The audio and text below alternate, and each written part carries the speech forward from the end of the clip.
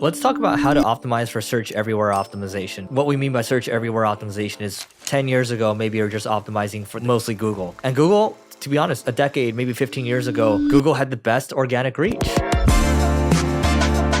But now organic reach is spread out through everywhere.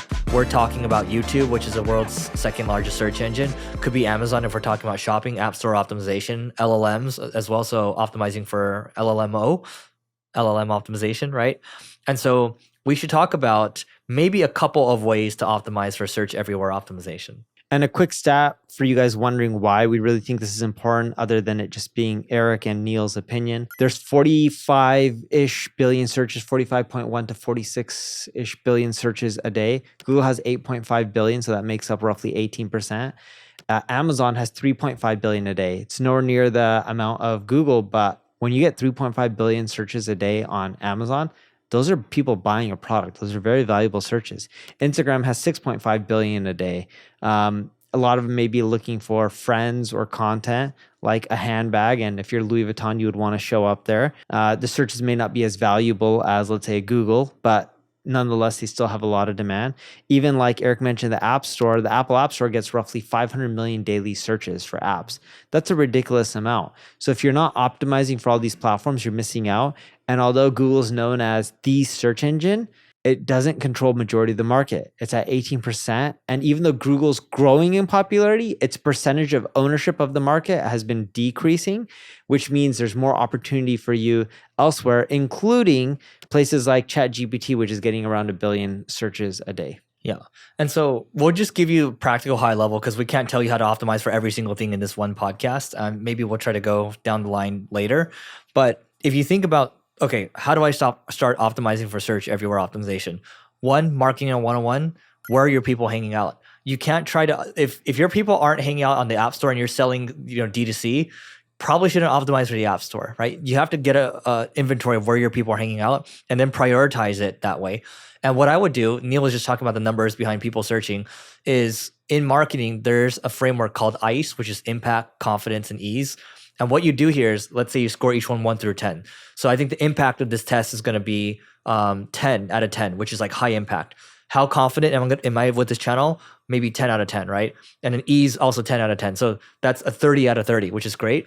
But what's missing that we add in here is we add in the reach. So now it's rice. It's no longer just ice. It's rice, right? And then you take the R number, which is, you might say Google is what? You said 18 billion a day? 8.5 billion a day, 8. roughly 18% of the market. Okay, so 8.5 billion searches a day on Google. So you might take that reach and just multiply it by the 3 that you added up, right? And it sounds a little complex. Maybe you need to rewind this, but that's how you prioritize the channels. And then from there, you can figure out, okay, what do I need to do exactly? And don't try to optimize all of them at once. Focus on one at a time, and then you'll get better. Because if you try to do all of them at the same time, you're gonna do them all pretty mediocrely, and you're not gonna get good results. Yeah, that's correct. Some general things that work for most platforms, they're looking for brand mentions. The more you're getting mentioned around the web, the better off you're going to do for a lot of these platforms. They're looking at brand searches within their own platform. The more people that search for your brand, they know that you're more likely to be a quote unquote trustworthy source and less likely to create fake news. Another one that is really important is reviews. If you sell a product, the more reviews you have, the higher the rating, assuming it's 4.5 stars or higher. We've seen it help as well.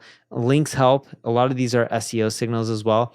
Keywords help, where not just the keywords that you're using within your content, but the keywords that mention you around the web, and that in those articles, what are the keywords being used around the mention of you? We see that helping too. Another big one that we really see is you also got to be consistent. Consistency is huge. So how often are you posting, and are you keeping up that velocity and getting engagement? Or is the sentiment pretty good or negative? Is it positive or negative based on what people are saying online and on these platforms?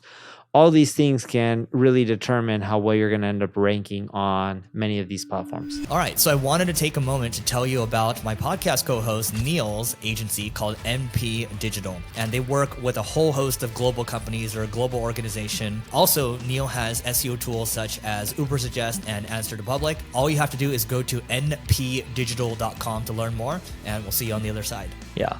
And look, I'll use one example here. Each of these platforms is a game to be played. YouTube is a game to be played.